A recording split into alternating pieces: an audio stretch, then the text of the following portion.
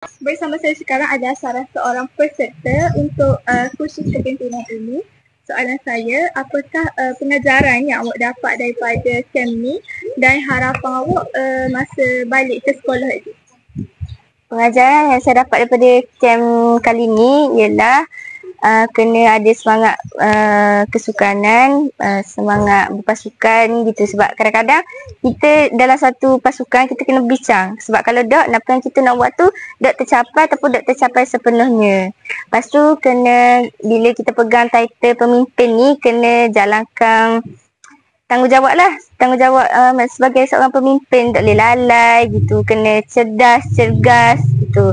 Lepas tu harapan saya semoga PSBH lebih aktif dan semoga pihak sekolah boleh banyakkan lagi program-program macam ni sebab ia boleh memberikan banyak manfaat kepada budak-budak. Terima kasih. Program yang besok ada sebagainya. Alhamdulillah. Bismillahirrahmanirrahim.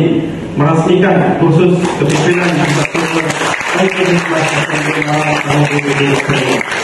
You won't ever be alone. Wait for me to come home. Loving can heal. Okey, setakat ini sahaja khusus kepimpinan untuk para pengawas Pusat Sumber Baitul Hikmah.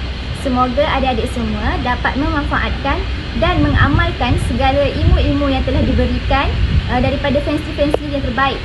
Semoga awak semua juga dapat menaikkan lagi nama Pusat Sumber Baitul Hikmah pada masa akan datang. Saya Ika Maira Fahana, fancy letter untuk camp khusus kepimpinan ini. Pada siapa yang baru dalam channel ni, jangan lupa klik button subscribe, klik bell button dan jangan lupa like, comment and share. Bye bye.